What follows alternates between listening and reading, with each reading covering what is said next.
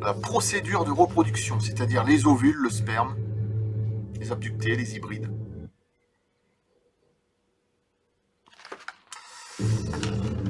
Et oui, il marche parmi nous, le plan extraterrestre pour contrôler l'humanité.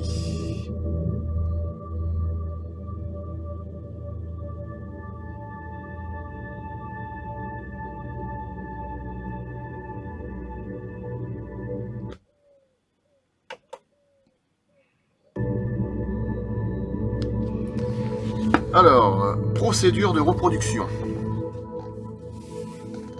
Un modèle central qui a persisté au cours des années d'une recherche rigoureuse et méthodique sur les abductions est celui de procédure de reproduction.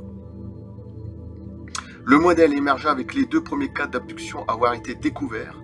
Le cas d'Antonio Vilas Boas en 1957 au Brésil. Bon, pour ceux qui connaissent l'ufologie un peu, les amateurs ou les mieux renseignés, ils savent un petit peu.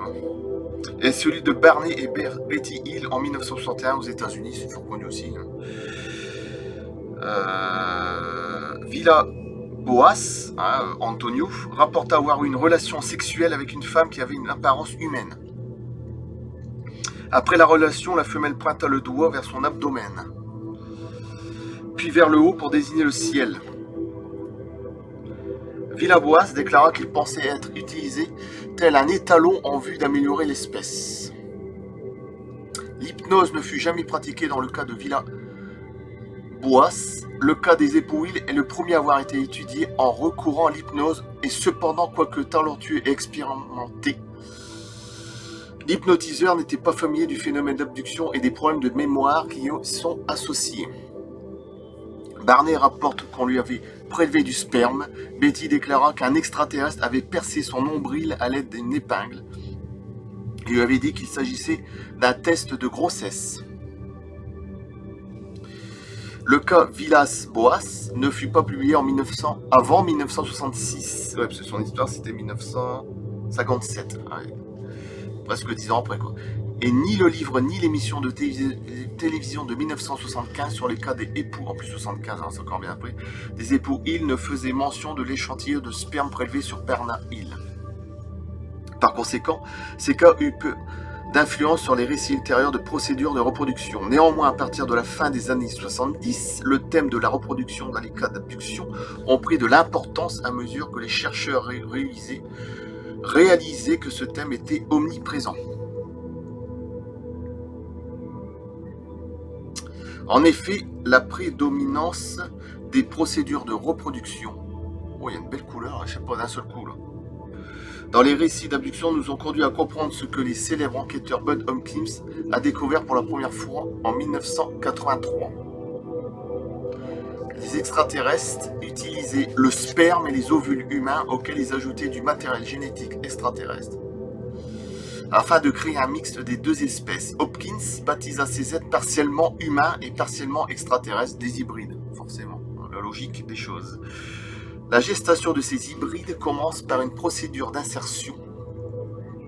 Les femelles abductées rapportent que les extraterrestres introduisaient un embryon hybride dans l'utérus et retiraient un fœtus 10 ou 12 semaines plus tard. Lors des épisodes d'abduction ultérieurs, ces abductés voyaient la progéniture, pas nécessairement la leur, au stade de nouveau-né, du nourrisson, de l'adolescent, du jeune adulte et de l'adulte. Étrangement, je n'ai entendu aucun témoignage d'abductés ayant vu des hybrides d'adultes âgés. Bon, ça c'est vrai. Les abductés signalent un large éventail de types hybrides, depuis ceux qui ont une apparence majoritairement extraterrestre jusqu'à ceux qui ont une apparence humaine. Les abductés décrivent encore une diversité de responsabilités confiées aux hybrides. Ces derniers escortent les abductés jusqu'à l'intérieur d'un vaisseau, mais peuvent également procéder à un épisode complet d'abduction sans l'aide de bien connus extraterrestres gris, aux grosses têtes, yeux noirs et corps maigres. Nombre d'abductés signalent des relations individuelles complexes avec des hybrides adultes. Alors c'était les procédures de reproduction. Il paraît que même qu'il y a une base de Dulce au Mexique, je crois. Et il y a plusieurs étages. Ils travaillent avec les militaires, les reptiliens, les petits gris. Enfin, il y a des choses horribles. Un peu comme les nazis, ce qu'ils faisaient les années 40, 30-40, je veux dire. Ils faisaient des hybridations avec des bébés, tout ça, bref. Mais à l'heure actuelle, hein, la base de Dulce, faites des recherches, base de Dulce, D-U-L-C-E. Ils font des hybrides, des trucs horribles, avec des cris de bébés, tout ça, bah, bref. Il y a même il y a plusieurs étages, il y a un étage, ça s'appelle le hall du cauchemar. Et là, c'est sur Terre. Hein. Militaires qui travaillent avec des reptiliens, des petits gris, je ne sais plus qui, bah bref. Il y a même Phil Schneider, je crois que c'est Phil Schneider, qui est mort en 95. Il avait dévoilé cette base secrète en 1995, et on l'a assassiné. Hein. Parce qu'il avait tiré sur un extraterrestre, je sais plus quoi, bah bref. Phil Schneider. Voilà. Procédure de reproduction, merci. Alors, en tout cas, je vous donne des petits renseignements, c'est très intéressant, vous allez regarder sur internet, vous allez voir, base de Dulce, Phil Schneider, vous allez trouver. Hein. Même des vidéos, des photos, enfin ce que vous voulez, enfin des images, des schémas, bon bref. Des vidéos, il y en a sur Phil Schneider, ça c'est sûr. Bah, traduit en anglais ou en français, ça dépend. Bon. Il marche parmi nous, le plan extraterrestre pour contrôler l'humanité. Les procédures de reproduction, ovules, sperme, hybride. Hein, en gros. Merci.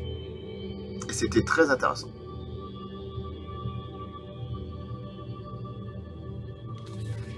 A plus.